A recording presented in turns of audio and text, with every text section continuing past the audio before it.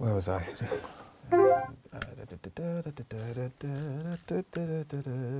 a really powerful engine, isn't it?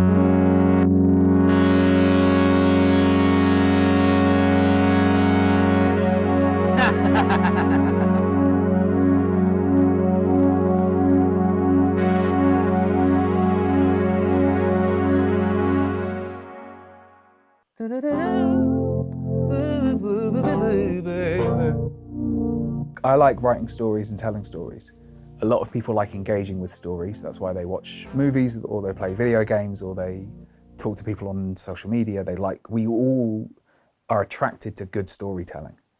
I find it really hard to write from any other perspective other than what I'm currently inhabiting. I've got to be very aware and very self-aware to be able to write what I consider my music. And that's kind of also why I think all of my songs are so personal to me. Not as speedy as I would like to be.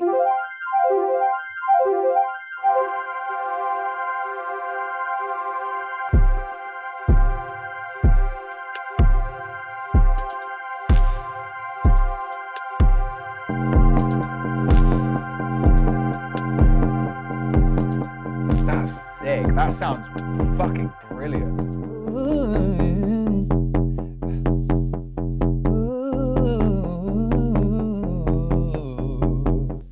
Sick.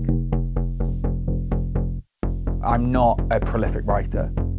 I can look at a song and I can go, there's something in that, but it's not there, and I'm not going to force it out.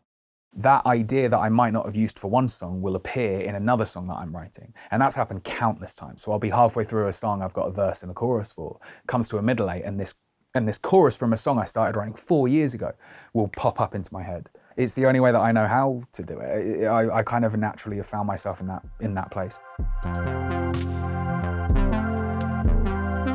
I always do one thing on a Juno when I power it up for the first time, and that was the first thing I did here, which is just messing around on a few chords that I like. Sick. My ears still wanted to play the things I would usually play on the Juno because of how apparent it was that that's what I was hearing. So what I ended up making was a very Juno-like thing.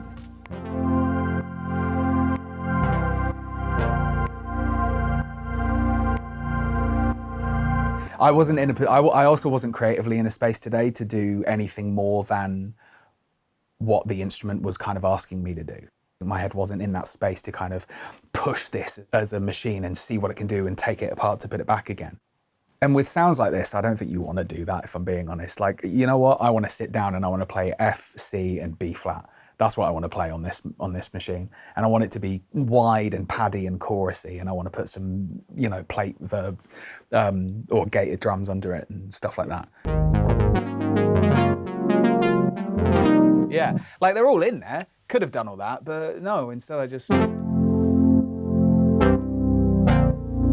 fucking works. It just works. There's a reason why 100 people have done that 100 times already. It's because it works. It's nice. It's like coming home. I open up a blank session and I'll get out a guitar, or I might power up one of the analogs that I've got. But I'll always, in the session, I'll open up a few software instruments. I've got some presets that I like and I'll flick through them. A preset usually inspires an idea. It doesn't usually inspire multiple ideas in me. So I often have to kind of change the sounds, move around, go into different places to keep myself active and stuff like that.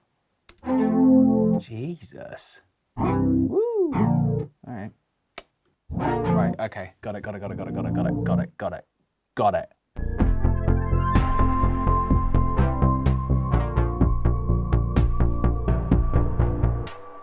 Really rich sound, that, isn't it?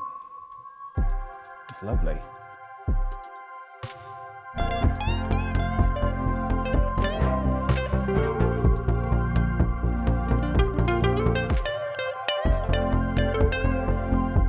This is 14 tracks, and there's a couple of reamping bits in there, and there's a basic structure, and I've done some very, very small amount of automation. But that's usually what I'll get done in a session when I'm enjoying myself. And I'm aware, obviously, there's cameras in the room and that I'm doing this for a purpose, but even then, I still could have sat here and just had absolutely nothing if it wasn't inspiring anything out of me. But it has, it's really hit nicely. But that's what I mean about leaning into the idea of what it wanted me to do. All right, cool. Yeah, I think that works.